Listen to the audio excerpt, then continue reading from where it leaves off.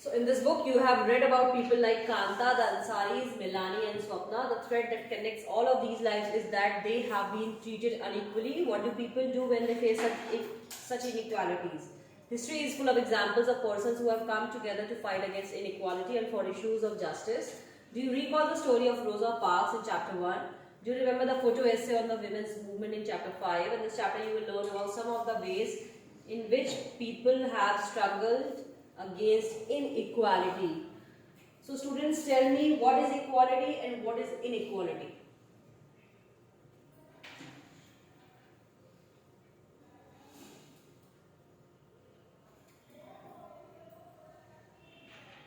What do you understand by the term equality and what do you understand by the term inequality? Ma'am, equality term means to treat everyone equally and give respect to everyone equally, and inequality means to treat everyone with different types of manners. Accepted. Any other one? जिसे हिंदी में आप कहते हैं ना समानता असमानता. Yes, ma'am. Anybody else has any opinion about this? Yes, ma'am. What? Ma'am, equality is when we are not judging a person on the basis of its financial background or caste, color, religion, etc. But when we are judging a person with its caste background and financial background and these type of things, then it is inequality. Good. So in the civics book we have seen lot many chapters and we have seen lot many examples, right? And we have seen that they are suffering just because they are not being treated equally. Correct?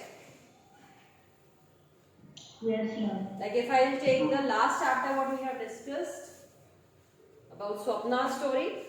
So she deserves to have a good price for her things, but she has not got and she was treated unequally. So let's see what is the chapter saying.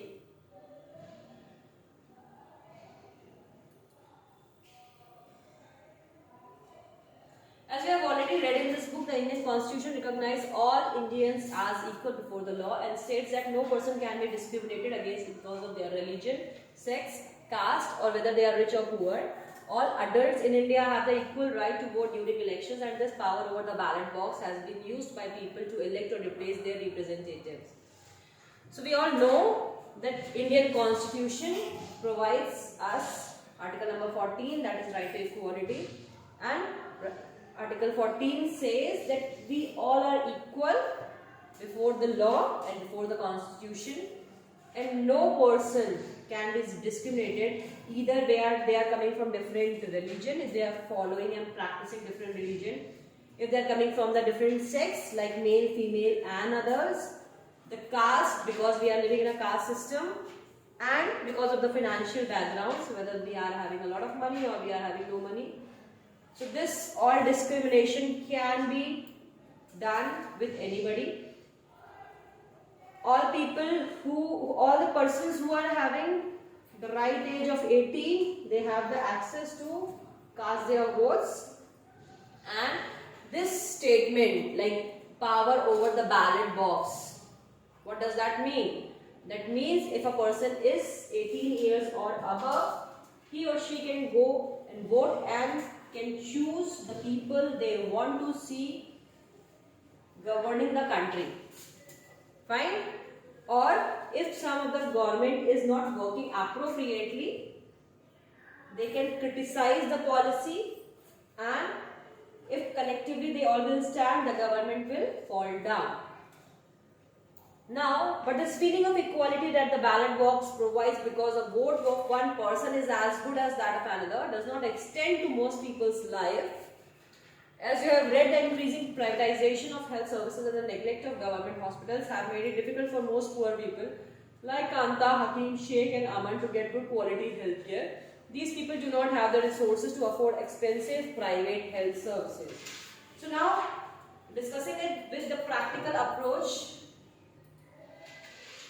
you all understand that if we want to access some of the health facilities or education or the colleges, anything, so generally what we use or we what access is the mode which is running privately, correct? Very few people, those who are not having strong financial position, they have to go to the government hospitals, right?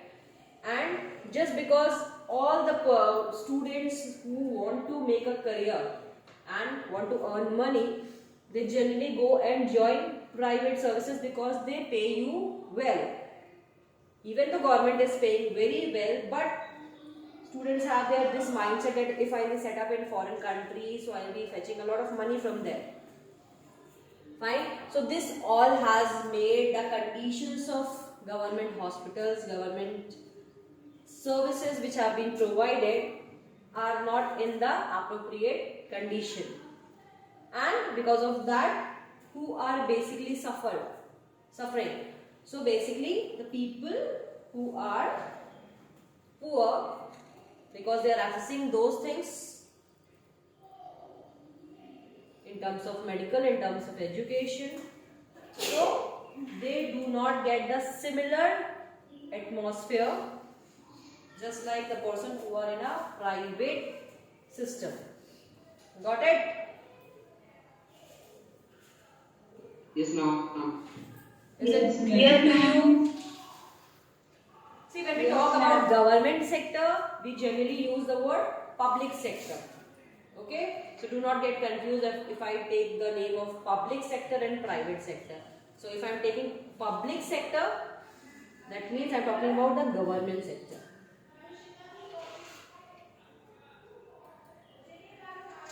Now, similarly, the man who sells juice does not have the resources to compete with all of the major companies who sell branded drinks through extensive advertising. Swapna does not have sufficient resources to grow cotton and so has to take a loan from the trader to grow her crop. This forces her to sell her cotton at a lower price. Milani, like the millions of domestic workers across the country, is forced to endure the insults and hardships of working as a domestic help because she has no resources to set up something on her own. Poverty and the lack of resources continue to be a key reason why so many people's lives in India are highly unequal.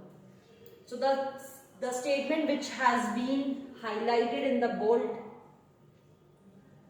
letters, we need to understand all these people, like the local people, the common people who are working just next to your door, are not having any promotions, not having any brand name, but even though they are also surviving in our country. And the population of which we generally talk about, that is that population which is working like this. Like for the small things, you won't be going to the malls immediately. You will be going to the shops which are next to your door. Clear? Like if you want to access a cobbler, so you need to go to him. Correct? If you need to have vegetables, you need to have vegetable hawker at your doorstep. Fine? You all understand these things? So why this situation arises that we bargain with the people who are working in your local area, but we don't bargain in the places where we should bargain, likewise in the malls or in the established shops. Are you getting my point? If a person is taking a rickshaw to go to some place, if rickshaw wala asks for ki I'll take 50 rupees, so the person will bargain, अरे इतना पास में चले जाएंगे, है ना? They will give 20 rupees or something like that. जैसे if a vegetable hawker comes to your doorstep and ladies bargain, people bargain for the things, right? And they ask for the additional dhania and the mirchi. Correct? You must have experienced this. But Yes, if you are going to buy the same products at Big Bazaar, will you bargain there? No, ma'am. Will you ask for the extra dhania and mirchi? Will they provide you for that? No, ma'am. So see, this is the condition that And we have to pay for everything.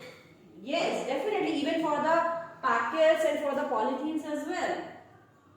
They give you the bags, paper bags also, right?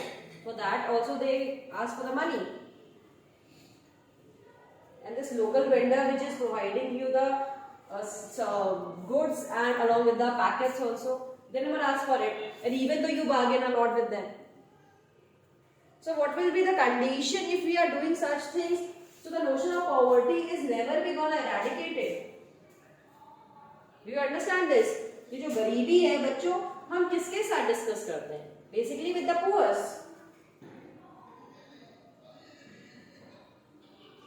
The house help what we get at our home, likewise the servants or the anyone who comes to your house for providing some of the services, we give them very genuine wage.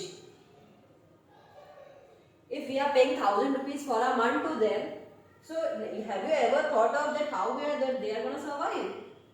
Because see, rising of cost is there in everything. It's not about for you, for everybody. अगर कोई इंसान 1,000 रुपए महीने के हिसाब से काम कर रहा है तो basically what he is earning and what he is saving, it is like hand to hand thing. अगर मैं आपको 1,000 रुपए दे दूं पूरे महीने का, so will you be surviving? No, ma'am. No, ma'am. So that is so difficult. But It is very less for us. yes. So then I ask the same question: why do we behave in such manner?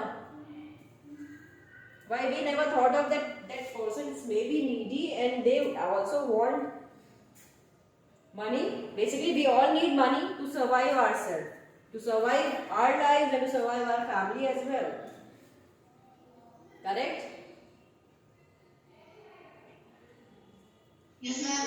Yes, ma'am. So, what do you think? How can we eradicate poverty from our country? Because we have seen the rich and we have seen the rags. So, any suggestion in your mind or any thought process in your mind comes to when I talk about how to remove this poverty?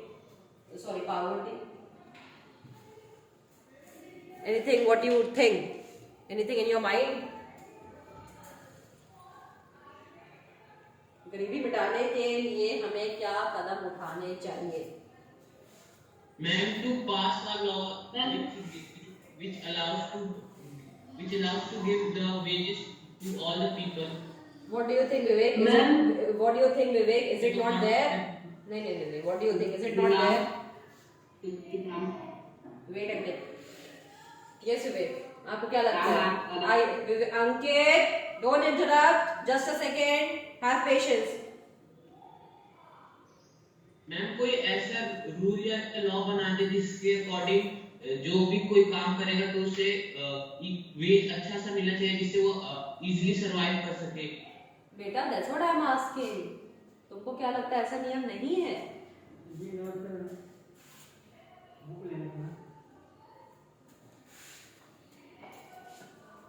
Do you know about International Labour Organization, right? For what? That is established. They have given all the rules and regulations for the labours. But even though, is that practically implied? No, ma'am. So, No, ma'am. any other thing? Ma'am, everyone should be educated. Perfect. So this is the first necessity which should be taken care of. And education.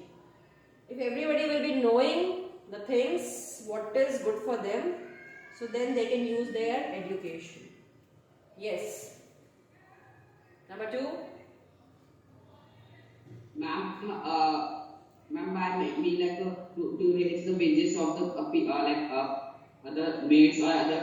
Ma'am, just stop to work at the other houses or anywhere because ma'am, we have it will take time to adapt the thing that they have to do the work, and some people are lazy nowadays. So they are for maid. If the maids start to work in their houses, so they have to make their money. And if we make like in Allahabad city, we start to and every women to not to do work to their homes. Ma'am, some problems will come for 2 to 3 months, but after it, the people will think that yeah, it is important that they are doing the work and they also need a good amount of money.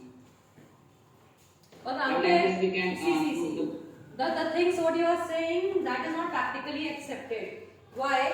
If you are saying that the maid should be stopped at their home, they should not work for 2-3 months, then what do you think that they are gonna be surviving?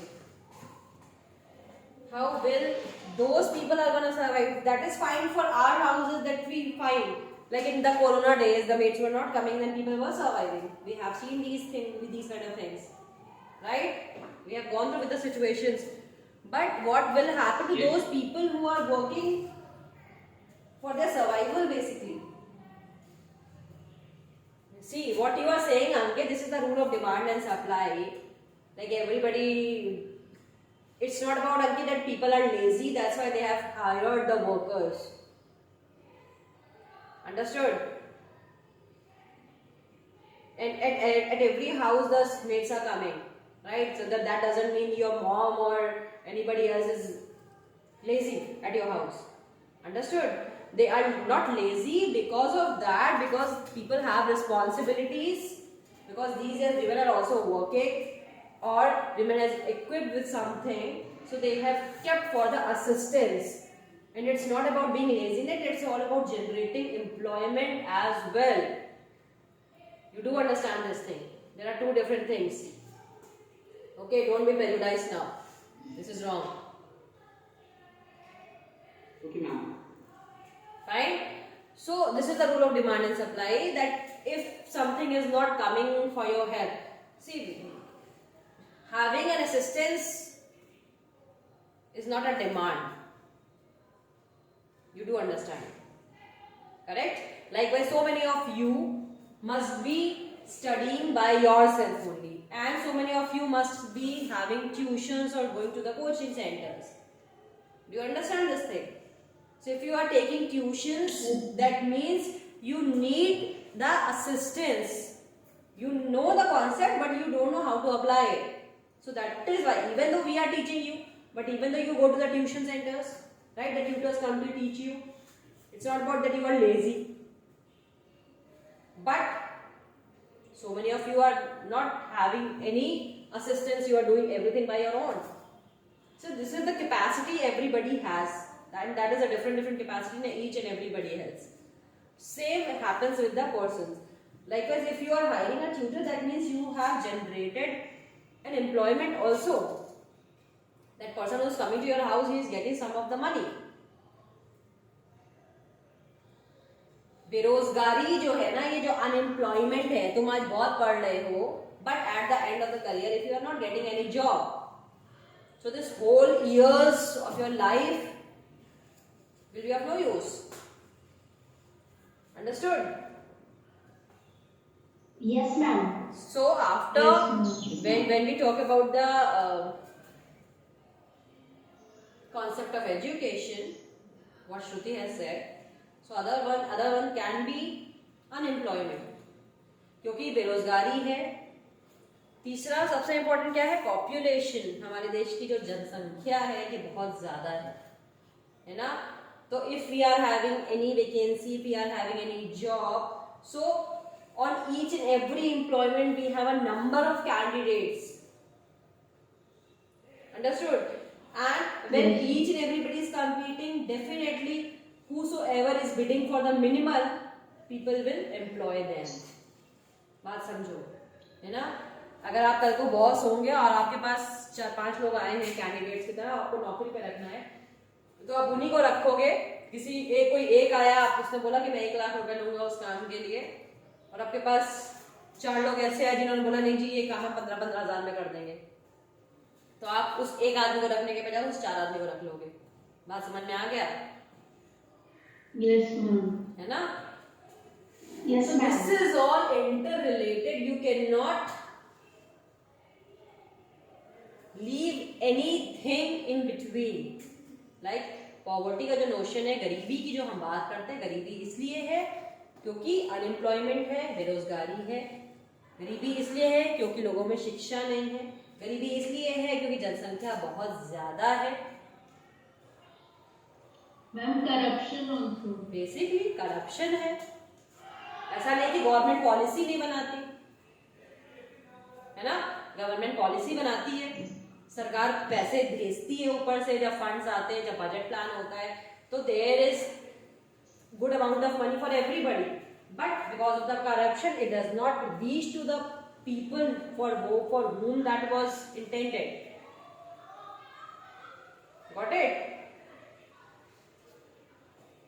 So there are many things which is working behind the scenes, and we need to understand these things. Now, यही वजह है कि हमारे यहाँ जो financial gaps है लोगों के बीच में, वो हर घर पे बदल जाते हैं, because there is no equality in the salary as well. Now, on the other hand, the Ansaris were discriminated against not because they did not have the resources. In fact, despite having the money to pay the required rent, they were not able to find an apartment for over a month. People were reluctant to lease them an apartment because of their religion. Similarly, the main reason that the teachers forced Om Prakash Valmiki to sweep the schoolyard was because he was Dalit. You have also read that the work women do is often considered of less value than that done by the men. All of these persons are discriminated against primarily because of their social and cultural background as well as because they are women. Discrimination on the basis of a person's religion, caste and sex is another significant factor for why people are treated unequally in India. ये जितने भी bold letter के statement हैं इनको star बना लीजिए क्योंकि ये आपको बाद में काम देंगे अभी लास्ट में, है ना। तो हमने जो पुराने चैप्टर्स देखे थे उनमें हमने कई जगह पे ये देखा कि just because of a persons religion, a person's caste or person's gender, they were not given respect and they were not treated equally as well. So this is something what actually people does, and that is called discrimination, which is totally wrong and which should not be done with anybody else. We do not know that we are behaving into such manner that we are violating the constitution. We are actually exploiting somebody's fundamental right. We are not having any knowledge about this, but we are doing it. Although that is a offense.